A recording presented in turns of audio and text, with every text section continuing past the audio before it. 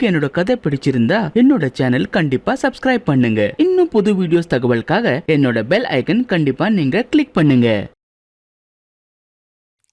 தீக்ஷா ஒரு மல்டிநேஷனல் கம்பெனியில் வேலை செஞ்சுட்டு இருக்கா. அவ இப்போ 8 மாசம் பிரெக்னென்ட்டு. அன்னைக்கு தீக்ஷா நைட் ஷிஃப்ட்டுக்கு போகணும். அதனால அவ ரெடி ஆயிட்டு இருந்தா. அப்போதான் திடீர்னு அவளோட மாமியார் கிட்ட இருந்து ஃபோன் வந்தது. அவங்க இப்படி சொன்னாங்க, இன்னைக்கு ஆஃபீஸ்க்கு போகாதம்மா, இன்னைக்கு கிரகணம். கர்ப்பிணி பெண்கள் கிரகணத்தன்னைக்கு வெளியில போகக்கூடாதுன்னு சொல்லுவாங்க.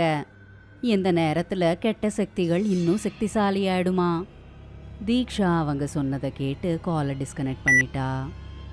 அப்புறம் தன்னோட பேக் எடுத்துக்கிட்டு வெளியில போய்கிட்டே இப்படி சொன்னா, எங்க மாமியாரும் இருக்காங்களே, அவங்க எந்த காலத்துல வாழறாங்கன்னே தெரியல. இது எல்லாத்தையும் அப்படியே ஃபாலோ பண்ணினா அவ்வளோதான், முடிஞ்சது சோலி. தீக்ஷா தன்னோட கார் எடுத்துக்கிட்டு ஆஃபீஸ்க்கு கிளம்பி போயிட்டா. அவளுக்கு ஏற்கனவே லேட் ஆயிட்டதால அவள் ஷார்ட்கட் எடுத்துக்கணும்னு நினச்சா. அதனால மெயின் ரோடு வழியா இல்லாமல் ஷார்ட்கட்லேயே போனா. அந்த வழியில் யாருமே இருக்க மாட்டாங்க. அதுவும் ராத்திரி நேரத்தில் சுத்தமாக ஆள் நடமாட்டமே இருக்காது. இப்படிப்பட்ட ஒரு வெறிச்சோடி போயிருந்த சாலையில दीक्षा को अकेले इस रास्ते पर ड्राइव करते हुए डर तो लग रहा था, लेकिन समय बचाने के लिए और कोई रास्ता ही नहीं था। तभी उसने ऊपर आसमान की तरफ देखा तो पूरे चांद पर ग्रहण लग चुका था। अभी तक जो सड़कों पर रोशनी थी वो बिल्कुल अंधेरे में बदल चुकी थी। दीक्षा कुछ आगे गई तो उसके दोनों कानों में किसी बच्चे के जोर जोर से रोने की आवाज ही सुनाई दी। दीक्षा ने अपनी कार रोकी और दोनों तरफ देखते हुए कहा, यहाँ कोई बच्चा कैसे हो सकता है? इस तरफ तो कोई नहीं रहता। अचानक दीक्षा की गाड़ी की हेडलाइट जलने बुझने लगी थी और उसे समझ नहीं आ रहा था कि वो करे तो क्या करे।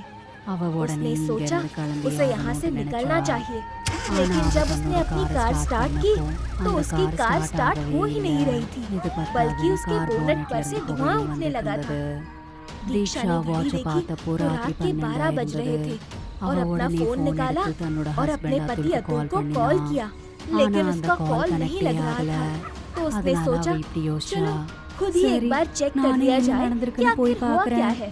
दीक्षा कार से उतरी और बोनट को खोलकर चेक करने की कोशिश करने लगी। उसे सब कुछ सही दिख रहा था, उसमें कोई प्रॉब्लम नहीं थी। तो फिर ये धुआं कहाँ से आया था? तभी उसे महसूस हुआ कि उसके पीछे कोई खड़ा है और दीक्षा ने पीछे पलटकर देखा तो एक औरत जिसने घूंघट कर रखा था और वो पूरे काले लिबास में थी। इससे पहले दीक्षा कुछ कहती है, उस औरत ने हाथ जोड़ते हुए कहा, मेरी मदद करो, मैं मुसीबत में हूँ। कौन हो तुम और कैसी मुसीबत? तुम यहाँ क्या कर रही हो? मेरा नाम मंजरी है, எனக்கு வேலை கொடுக்கறேன்னு ஆசை காமிச்சு शहर बुलाया गया था और यहाँ पर लाकर मुझे गलत जगह ले आया गया, जहाँ से मैं बड़ी मुश्किल से अपनी इज्जत बचाकर भाग रही हूँ। எனக்கு உதவி பண்ணுங்க, அவங்க மட்டும் என்ன பார்த்துட்டாங்கன்னா அவங்க திரும்ப என்ன அங்கேயே கூட்டிட்டு போயிடுவாங்க. मेरा इस दुनिया में कोई नहीं है, मैं क्या करूँगी, कहाँ जाऊँगी? घर की काम कर लेती हो?